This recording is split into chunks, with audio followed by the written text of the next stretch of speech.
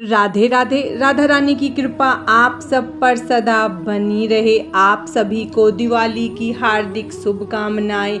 आज की इस वीडियो में हम धनवर्षा पोटली कैसे बनाएं और पुरानी पोटली का क्या करें, सामान का क्या करें, उस बारे में जानेंगे। तो चलिए हम अपनी वीडियो को शुरू करते हैं। धनवर्षा पोटली बनाने के लिए सबसे पहले हमें लाल या पीले रंग की पोटली की आवश्यकता होगी। आप ये बाज़ार से ला सकते हैं या आप घर पर भी बना सकते हैं। अगर आपके पास पोटली नहीं है तो आप लाल या पीले रंग का कोई कपड़ा लेकर उससे भी अपनी पोटली तैयार कर सकते हैं। धनवर्षा पोटली के लिए हमें किन किन चीज़ों की आवश्यकता होती है उस बारे में हम जान लेते हैं। सबसे पहले हम इत्र लेंगे, उसके बाद हम उसमें कुछ पैसे डालेंगे। आप 100, 50 या 10 जो भी हो वो रुपया ज़रूर डालें। उसके बाद हमें सिक्का डालना होता है। आपके पास अगर चांदी का सिक्का है तो आप वो डालें।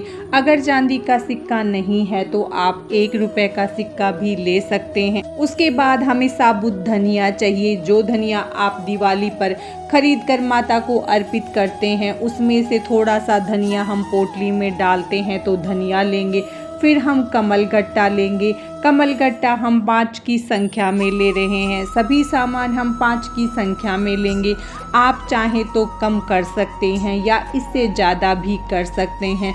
कम से कम 2 करें, ज़्यादा आप अपने हिसाब से कर सकते हैं। उसके बाद हम 1 कपूर लेंगे। फिर हम 5 पीली कौड़ी लेंगे। 5 ही हमने गोमती चक्र लिए हैं, 5 ही हमने सुपारी ली है और 5 ही हमने हल्दी की गांठें ली है। 5 ही हम इलायची लेंगे और 5 ही हम फूल वाली लौंग लेंगे। उसके बाद हम रोली, हल्दी और अक्षत लेंगे। आप चाहें तो अक्षत को पीले रंग का कलर कर सकते हैं। ये सभी सामान हम माता को अर्पित करेंगे। फिर हम पोटली तैयार करेंगे तो उसके लिए हम पोटली लेंगे।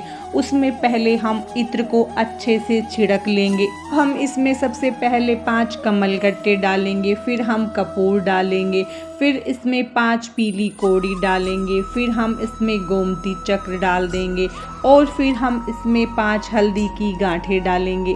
उसके बाद हम इसमें चांदी का 1 सिक्का डालेंगे। फिर हम इसमें धनिया डालेंगे।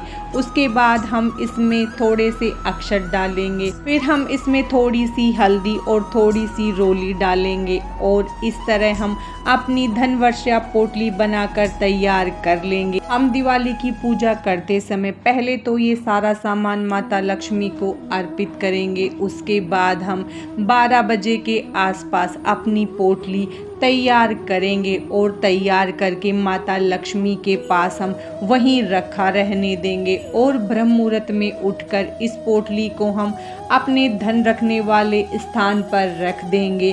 पोटली तैयार करने से पहले आप माता लक्ष्मी के किसी भी मंत्र का पहले 108 बार जाप करें और पोटली बनाते समय, पोटली में चीज़ें डालते समय भी माता लक्ष्मी के मंत्र का जाप करते रहें। इस तरह आप अपनी धनवर्षा पोटली बनाकर तैयार करें। अगर आप रात को पोटली नहीं बना पाए हैं तो सुबह ब्रह्म मुहूर्त में उठकर स्नान आदि करके आप माता लक्ष्मी के पास बैठकर ये पोटली तैयार करें। और जो हम दिवाली की पूजा के समय माता लक्ष्मी को कमल का फूल अर्पित करते हैं उसे भी आप ब्रह्म मुहूर्त में किसी पोटली में रखकर 1 वर्ष के लिए अपने धन रखने वाले स्थान पर रख सकते हैं। अगर आपके पास पोटली नहीं है तो भी आप धनवर्षा पोटली बना सकते हैं। उसके लिए हम एक लाल रंग का या पीले रंग का कपड़ा लेंगे और उस पर हम थोड़ा सा इत्र छिड़केंगे।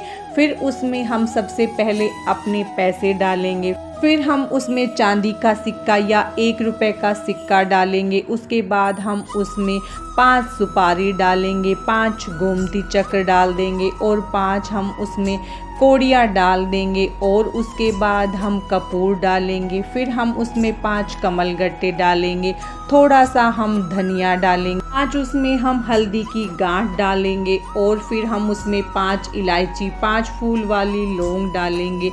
इस तरह हम अपनी धनवर्षा पोटली बनाएंगे। इसमें थोड़ी सी हल्दी, थोड़ी सी रोली और थोड़े से अक्षत डालकर धनवर्षा पोटली तैयार करेंगे और कपड़े को हम चारों तरफ से इकट्ठा करके उसमें हम एक गांठ बांध देंगे।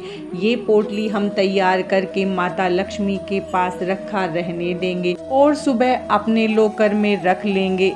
अब हमने जो पिछले साल पोटली बनाकर रखी थी उसे हम दिवाली की सुबह खोल लेंगे और उसे हम एक बर्तन में खाली कर लेंगे। इसे खाली करने के बाद हम इसमें से जो भी खराब सामान है उसे हटा देंगे और जो भी सामान इसमें बचा हुआ है और सही है उसे हम एक तरफ कर लेंगे। जो पैसे हमने इसके अंदर रखे हैं उसे हम खर्च नहीं करेंगे। ये पैसे आप दोबारा से इसमें कुछ और पैसे मिलाकर अपनी जो इस दिवाली धनवर्षा पोटली बनाएंगे उसमें रख सकते हैं। चांदी का सिक्का भी आप यही वाला जल के छींटे देकर या गंगा जल के छींटे देकर इस्तेमाल कर सकते हैं।